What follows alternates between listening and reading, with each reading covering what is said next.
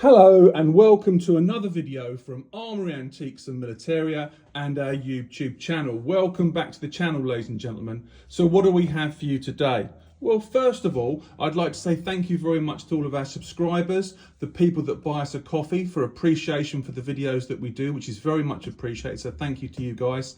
And also our subscribers. And if you haven't subscribed to our YouTube channel, I highly recommend that you do, because it's educational. We can help you with research. We can inform you about different objects that come through our antique shops here in Tavistock, Devon. In addition to that, ladies and gentlemen, I'd like to say thank you to anyone and everyone that supports our channel, comes into our shop, our clients, our friends, and it's growing day by day. And know that you're always welcome to come to our antique shop down here in Tavistock, Devon, where there's always a cup of tea or coffee and a warm welcome for you. And you can look at whatever items you'd like to look at when and if they're in the shop. We have some very exciting news coming out, which you need to keep an eye on our YouTube channel, and lots of updates coming up soon with regards to our news and developments here at Armoury Antiques and Militaria. So remember that, it's going to be quite exciting in the future. So what do we have for you today? Well, some of you have zoomed in already, no doubt, and you've seen what it says in the book. But what we have for you today is a Japanese sword. In other words, in Japanese, a Nihon to. Nihon meaning Japanese, to meaning sword. Really straightforward. We've been dealing in Japanese swords, antiques, arms and armour and Japanese swords for over 40 plus years now. And there's very few people that know more about Japanese swords than we do. May sound arrogant, but it's true. We've studied all of these years. We've studied in Japan, lived in Japan. I've trained in Japan all my life. And I'm a member of the best school in Japan, the oldest existent school in Japan that's got unbroken teaching since the middle of the 15th century, the Tenshin Shoden Katori Shintoru. As you know, if you watch our videos and you subscribe, you'll know a little bit more about me, because there are videos. Have a look at the videos and it'll tell you a little bit more about our bio. Getting back to the point, Emura. So who is this Emura, you say? We've got a name in a book here. I'll go through the book in just a second. And we've got a Shingun to here. Shin meaning new, gun meaning army, to meaning sword. Shingun to, simple. And we've got, I'll hold it up to the camera. We've got the handle here, which is referred to by some people as the ska or suka, depending on how you want to pronounce it. I don't care how you pronounce it, it's fine either way.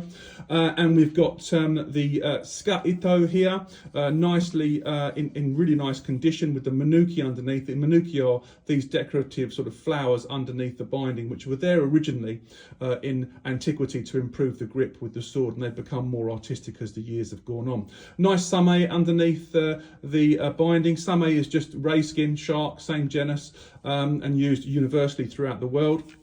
Got the Kabuto Gane here, which is the mount at the top. We haven't got a Surute here, that's been lost to time. It was probably cord, but there we are. Always check on the back of the Kabuto Gane here, and also the face of the Kabuto Gane for any mon. And what that is family crests and that sort of thing, because you quite often get them on these. And also you'll find it either on the Manuki, a family crest, or sometimes down here on what we call the Fuchi. So look out for that. Often missed, people aren't that observant. Okay, so what have we got with the sword? We've got a solid Suba. So the Suba is this guard here. I'll try and hold up the camera for you, this guard here.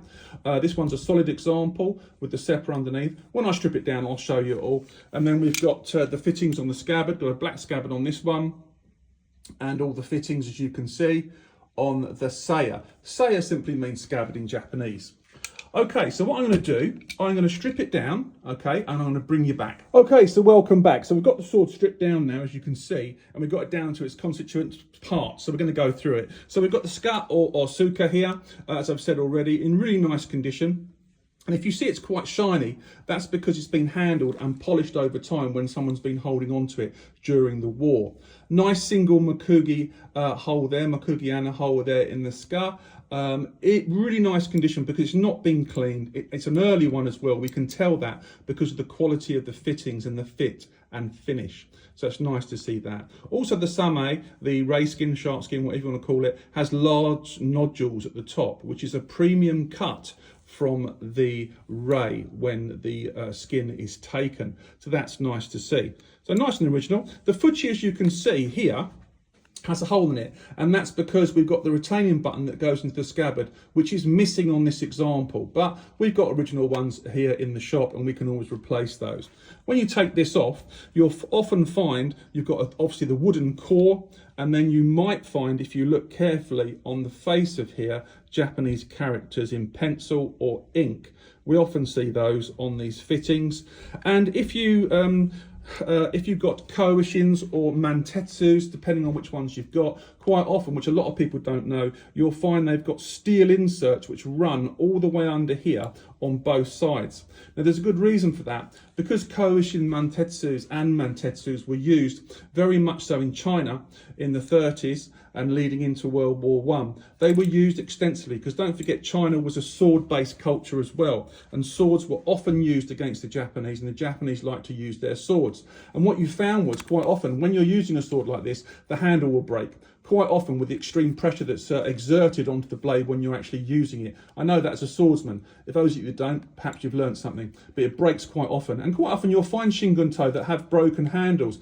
And what happened was engineer units used to follow army units around in the field and repair them in the field. And that's why we see variations on fittings and numbered fittings with certain swords. Not always, but sometimes the case. On the Tsuba here, we've got markings, as you can see here, and this one's a solid Tsuba, as you can see, and I think what we've got is a K and then one something. I can't read it because it's dirty and it's difficult to tell on camera.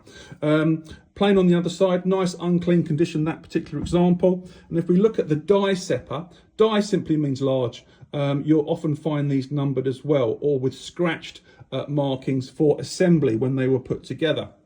Now, going back to what I said a second ago, you'll see that the die sepper on this one, there's a little bit of variation. You've got one that's square here and then one that's been cut out here. Can you see that? Perfectly normal. And as I said, engineering units that would go round, if swords were damaged, broken, or they'd lost parts from swords, they would remount or put other fittings on there to ensure that it was still serviceable and you could carry it. So the fuchi here, as you said, the hole for the retainer, and we've also got obviously the base plate of the fuchi, but inside, there we are, inside, I don't know if you can see that, guys, we've got a number 14, and that does actually match now, well, now I've looked at it again, with the Tsuba. So matching mounts and matching numbers is always nice. We've got the bamboo peg, the makugi, which secures the sword into the handle, or the ska, or suka. That's all that holds it in there, and it's sufficient enough to hold the blade in there during use. Okay, so that's the mounts. The scabbard I've told you about already. We've got the scabbard here. Now, there's lots of arguments and debates around colours of scabbards. Brown, green, off green, olive green, black. Now, people often say that when you have a black scabbard on a particular sword, it's indicative of the naval landing forces. Well, yeah, I've seen lots of swords. I've owned hundreds of Japanese swords over the last 40 plus years, and I've handled thousands, both here, in Japan, in other countries. And you know what? Yeah, it's possible, but nothing's been proven as yet. If you want to correct me, put your comments down below, but I haven't seen real evidence of that, but people do say that. So who is this man? Who is the person that made this sword? Let's pick it up and show you. Now, I've got oil on it at the moment, so if the sword looks a bit wet, the reason for that is that, as I've said, it's got oil on it and I haven't cleaned it off. So I'm going to use a tissue to hold on to it, and then we'll have a look. So let's look at the mai first of all. Mai simply means signature. Points to note. When you get an Emura, okay, you've got to be careful, because as soon as someone sees the name Emura, they go, oh, it's Emura, it's fantastic quality of paper in Japan, I'm going to buy it, it's made by Emura. Wrong, wrong, wrong. Now, I'll go through the history of Emura in just a second. Now, the ones that you want are the ones signed like this, or with Bishu in the name. Now, I'll explain why in a second. Let's have a look at the sword. So what we have here is 1, 2, 3, 4, 5, 6 characters. What do they say? Freeze the film if you want, work it out for yourself, which is nice to do. We see a lot of people on forums that, and different groups, oh, can you translate this for me? And can you translate that for me? And all they're doing is flipping swords and selling them, and lazy because they can't learn Japanese. Learn it, it's really useful and fun to do. So let's translate this one. So I know for a fact it says Chounsai, okay, Emura, Sukuru or Saku, depending on how you want to pronounce it. So Chounsai Emura is what this signature says. Points to note, as I've said a second ago, is if you look carefully on camera, we've got really nice file marks here going this way, and going this way, like 4 or 5 different directions. Really nice finishing to the nakago. Now the nakago, if you're not aware, is the tang, this part of the blade, the nakago. And you're saying, oh, it looks a bit clean, it's a reproduction or whatever. No, you're wrong again. There's so much examples of people on YouTube and on forums who know nothing about Japanese swords, but have bought 2 or 3 swords and now they're experts. Wrong. This sword is absolutely fine, not a reproduction. We've got some nice staining and we've also got some off-colour sort of going on in the nakago. Yes, they rust. Yes, it depends on how they've been stored, how they've been handled, how they've been looked after, depending on how they react to the wood inside the suka as well, because the suka wood can sometimes react with the nakago and they adhere themselves to each other. Watch my previous videos and I'll explain that to you. This is totally original. And as I said, the file marks, the asuri, and the signature is absolutely consistent with Emura, Chounsai Emura. Once again, Chounsai Emura Sukuru or Saku. Okay. Now, Emura blades are rarely dated. This one is another example where it's not dated at all. So let's have a look at the blade, shall we? Let me just wipe some of the oil off first with a soft tissue, and let's go through it.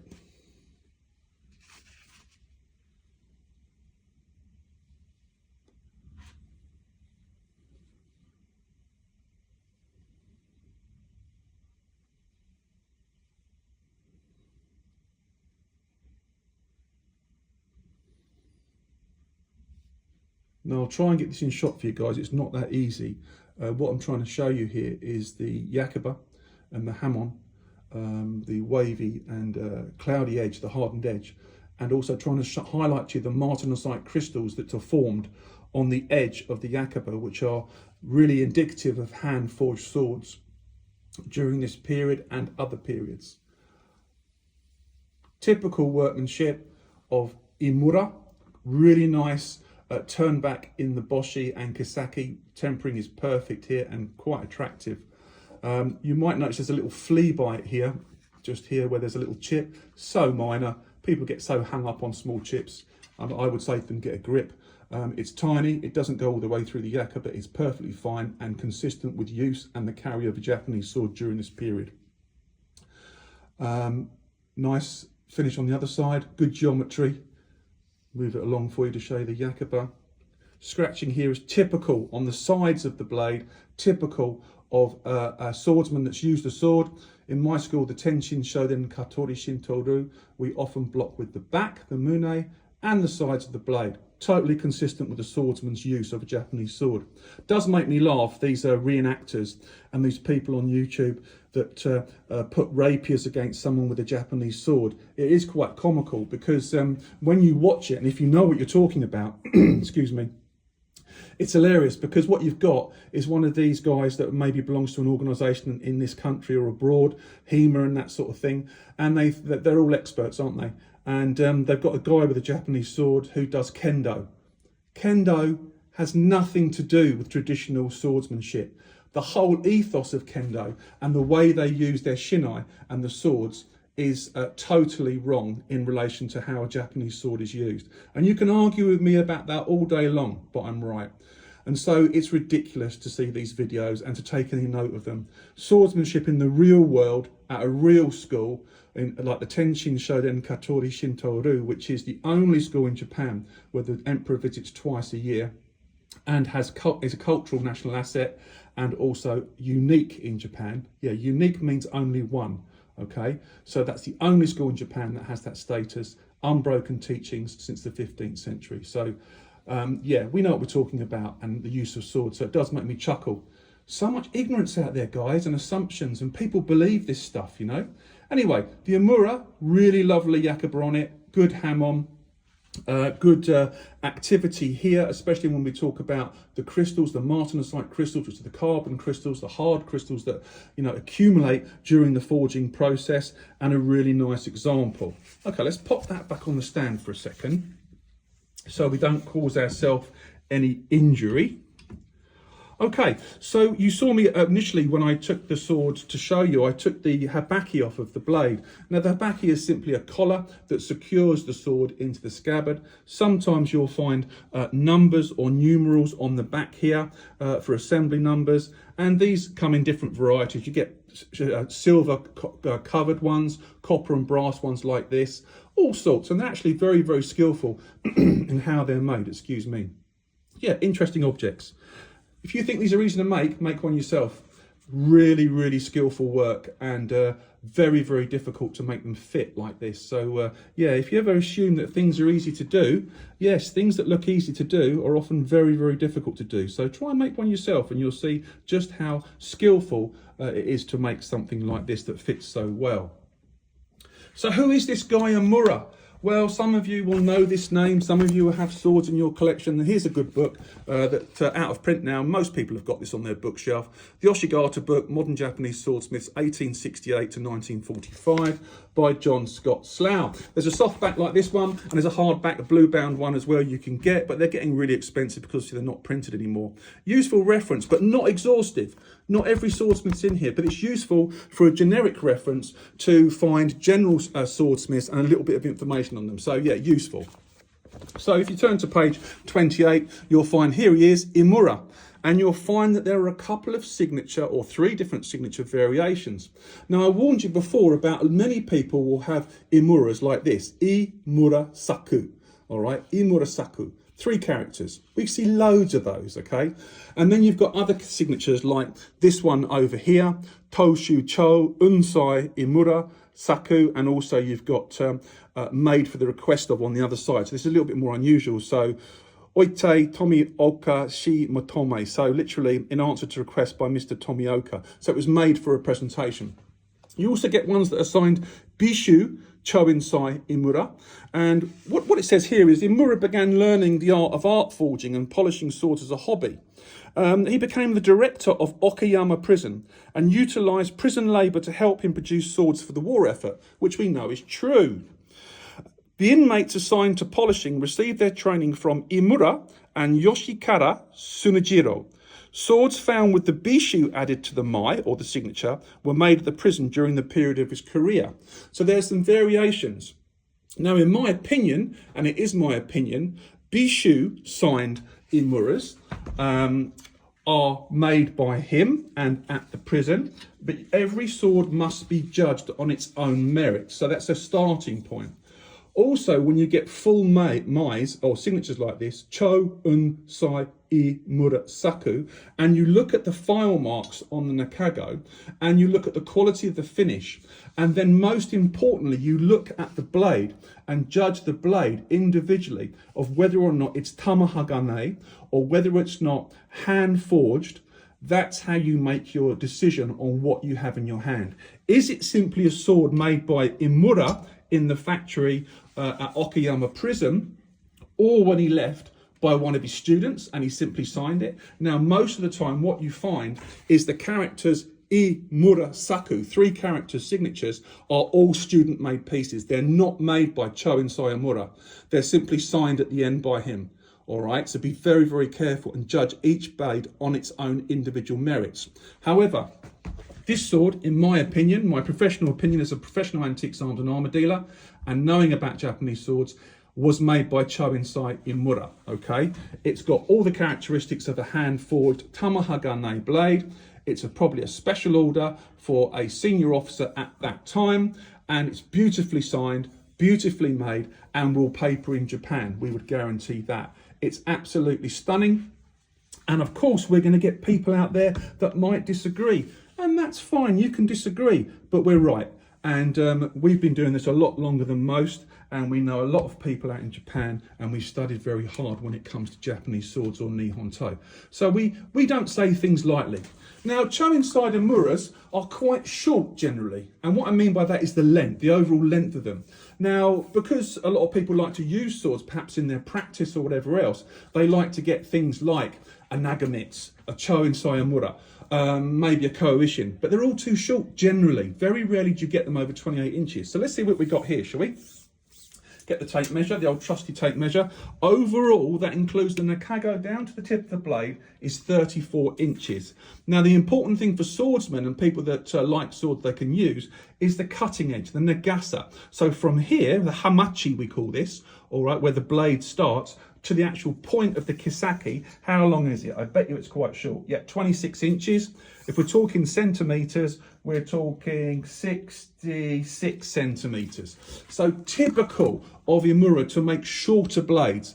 I'm not saying there aren't ones out there that are longer, but what I'm saying to you is that they tend to be quite short. So you need a good eye. You need to look at swords carefully and examine every detail of them. And I'm just giving you a whistle-stop tour here of what you should look for. And a really great example of a Chounsai Emura handmade tamahagane sword with a great signature, and one that I'm sure many collectors out there and Nihon toe enthusiasts would want to have in their collection. It's here at Armory Antiques and Militaria. This one, where did it come from? I hear you ask, because people want to know where things come from, don't they? And perhaps a little more information. Well, I can tell you this sword was in the collection for over 45 years. It came into our shop through negotiation with a client who contacted us, and they brought it into us and we purchased the sword. We know where they purchased it from originally 45 years ago, and we can disclose that to you when you come in. And there were some interesting characters around then. Not so many interesting characters nowadays when it comes to Japanese swords, but certainly when I first started in this country, we had really good people in the hobby, such as Chris and Roberta Schuren. Some of you will know that name from Somerset. They imported some fantastic swords from Japan. I've still got some of their catalogues from when I was younger. And it's so funny when you look at prices back then, and we're talking the 80s, when you look at, they've got like probably 200-300 swords available in the catalogue. And it was really interesting because it's a hand-tied typed one, and some of you will remember this. And I remember looking in there and seeing Yasukuni toe, which nobody wanted. Yasukuni swords, all the different makers for £200. I mean, they were so cheap. Nobody really cared about them. Nobody was interested. But of course, the interest from around the world, in this country, America, Canada, all over the world, when it came to recognising that these swords weren't just ordinary World War II swords. They were handmade, tamahagane, and quite important. And obviously, as education builds and knowledge builds, the collecting community grows as well. So yeah, really it's sad that we've lost some of these people to the hobby, because they were great people. And also others, not necessarily members of organisations or societies, but they're really good people that kept themselves to themselves and were wonderful and taught me an awful lot, and also were a pleasure to deal with back in the day. Hey, but that's just a little bit of reminiscing. Look, we hope you've enjoyed this video. Don't forget there are other books that you can use to research your swordsmith. You know, the Connoisseur's Book of Japanese Swords by Kokon Nagayama. There are loads of books out there, but be careful, because some books are glorified picture books, and they have a reasonable interest, I guess, because people like pictures. But I like books that actually give you information about certain smiths, so you can learn about where they were, when they died, where they made swords, the characteristics of signatures, the styles, the patterns of swords, the different gokuden, blah, blah, blah. Detailed information. Picture books are all very well, but you learn very little. Anyway, we hope you've enjoyed the video. Don't forget to subscribe to this video. Yes, you watching this video now, subscribe. Helps get our algorithm out there to the masses, so people can learn about all sorts of antiques, arms and armour and military that comes through the shop here at Armory Antiques and Militaria. And don't forget to give us a thumbs up. Put some comments down below. If they're polite and they add to the conversation, we're happy to have those comments. If not, we'll just delete them, so don't bother. And we look forward to doing another video for you either today or tomorrow. But in the meantime, as I always say, stay safe, look after yourselves. We hope you find the things you're looking for your collection, and we look forward to doing another video either today or tomorrow. Thank you for watching.